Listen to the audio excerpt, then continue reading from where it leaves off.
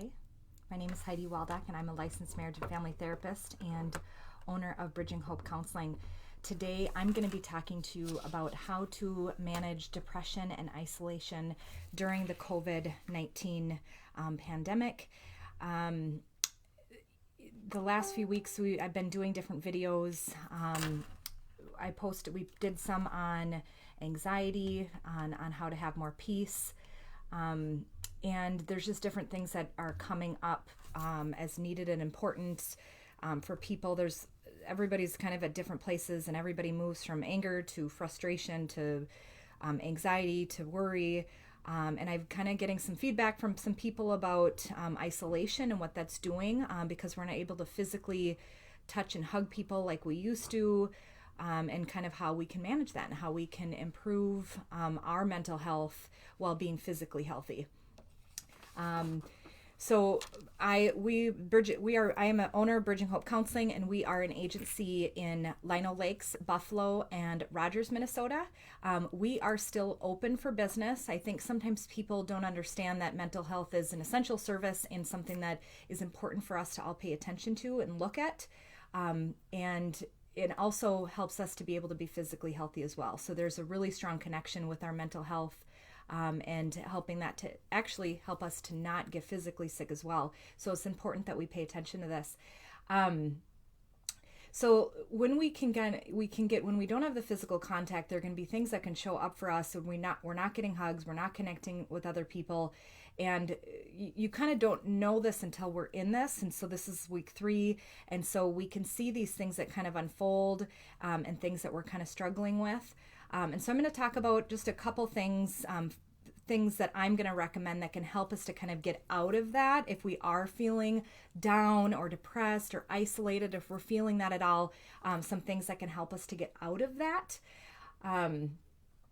So the first one that I would say is to connect.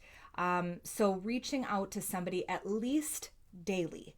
So this means text message, FaceTiming, Zooming, Google, whatever it is that you're using, reach out to people. So whether that be family members or friends, reach out to people. And if you know somebody who either lives alone, make sure that you take the time and reach out to them. I think this is where it can be more isolating for people like that don't have kids and don't have family that they're able to interact with. Think about the people that you know that don't have that and reach out for them. And so don't just do this just once. This needs to be done every single day, every week. So this needs to be an ongoing thing. Even just a text message to someone is really awesome to do. So making sure that you do that. Number 2 is, I said this in the other video on the anxiety with Brianna, is take breaks from TV and take breaks from social media. Get your brain out of it. And what I would ask you to do is when you are in it, pay attention to how you are feeling. Is depression increasing or is it going down? And if it is increasing, I would highly recommend for you to not keep watching it. Do not step into that. What are you missing if you don't watch it for that day? Okay, I'm going to really encourage you to look at decreasing watching TV. Find somebody else that you know isn't getting depressed or anxious from it and ask them to give you highlights. This is a way that you can actually talk to other people and get highlights from other people. Number 3 is to move. Get outside, go for walks, go for bike rides. And then when you are outside, and if you have people that you live by, say hi to them. You are not going to get sick from saying hi to somebody, okay? You don't go next to them and touch them and then touch your face, but you say hi to them and interact with people that you see, even people that you don't know. Just look at them and smile and say, hi, nice weather, or good to see you. Who knows? You might be able to make some friends by doing this. So interact with other people when you get out. Some other things about moving and paying attention to your body. You want to make sure that you continue to eat healthy, drink lots of water, you want to get good sleep, and you want to avoid extensive use of alcohol and drugs. That is going to increase depression by attending to substances and things that are not healthy for you. So these are things that you can physically do to help you with your mental health and will also help your physical health as well. And then number 4 is to either, and this is a tough one I think for some people, but to either meditate or pray. Basically, just focus on something positive for like 5 minutes. Even if you can do 2 minutes, that's great. But you want to empty your brain. You want to forget about everything. And you can even just allow yourself to picture a place that's very peaceful for you. So maybe you've been on vacation and you are on the beach somewhere. So just picture yourself on the beach.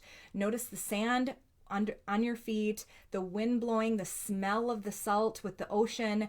Maybe it's in the mountains. Maybe it's sitting on the dock with a lake. Maybe it's in the middle of New York City at a Broadway show. I don't care. It doesn't matter. But whatever it is that brings you peace and you're able to let go of all the distractions and you're able to let your brain focus for 2 to 5 minutes. If you can go longer, go longer. Because what happens is your body starts to get used to that peace. And then when depression shows up, peace knows how to get there. Because you've been accessing it and you're showing your body, see, this is what peace looks like. Okay, this is why meditation and prayer is an important thing to do, because you then get used to it and then your body knows, okay, this is what home is. This is what I like, and it goes back to it. So it's, even though some people might roll their eyes and say, oh, I can't do that, and there's too much going on, I can't focus. Well, I'm going to challenge you to try, because this is where we can get stronger. This is where we can move beyond where we thought we could.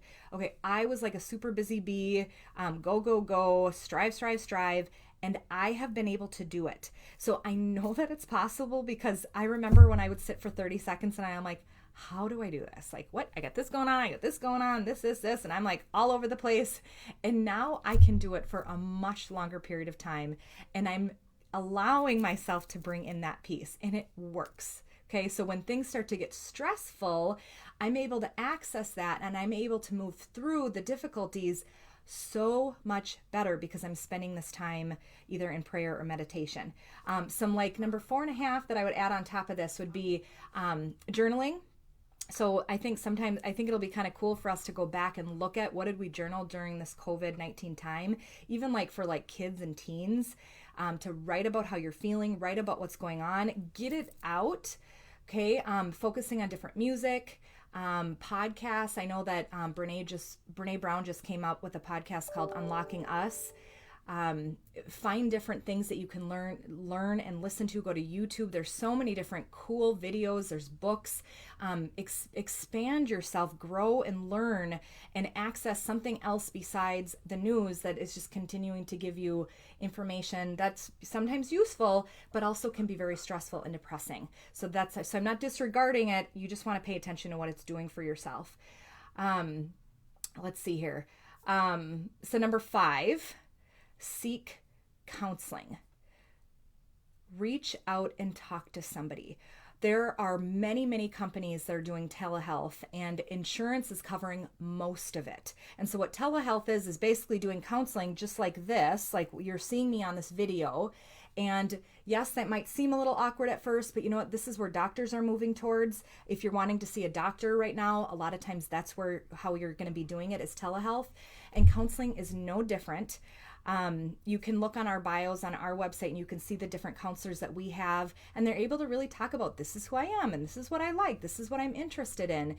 And if you're hesitant on this, you can talk to the counselor ahead of time and say, I'm kind of hesitant on this, I'm not sure about this, and you can ask them some questions before you even come in. It's important to seek this out, especially if you are struggling. And this is why I'm doing this, is because I think sometimes people feel shame and they feel bad and that they shouldn't be struggling, or that this isn't okay. And no, it's okay. We all are going through something different at this time, and it is okay if you're struggling. It is okay to ask for help, okay? Counselors are trained in this. This is what we're doing. This is why nurses and doctors, they're trained to do what they're doing. This is what we are trained in, mental health workers. We're here to help our mental health, help us to increase joy, to increase peace, and decrease depression, decrease anxiety. We know that it can be very chaotic for some people. So some feedback that we're getting from people about telehealth is, I've too many people in my house. I can't focus and have privacy. Well, you can go out to your car. You can go out and find a park, and you can drive your car and sit in a park. You can go to the basement. You can go to an area in your house where you know if you shut the door, nobody's going to hear it. So there are definitely things that you can do where you can access some peace. With some people that they're teaching kids, and so they can't get away from that, you can do a half an hour session. So if you're not able to do a full hour session, you can do a half an hour session and you can access that. It's at least something. And I think it's really important for us to connect with someone outside of our crazy world, to have somebody say, hey, you're doing great, keep it up, you're doing awesome, or here's some tips, here's something I'd recommend. It can be so awesome for us to be able to have somebody that's rah-rahing and cheering us on, who isn't a family member, isn't a friend, and somebody from the outside being able to support us and say what a great job that we're doing, or give us some help and some tips. So I really, really would encourage people to seek out counseling. Telehealth is an awesome, awesome resource. There are many, many things that we have that we're struggling with that we don't understand. Things will get more clear. We will get more information. More will be known. We don't want to wait until later to then go get mental health and seek counseling. So I'm really encouraging people to seek it now and at least do shorter sessions, and get that support that they need.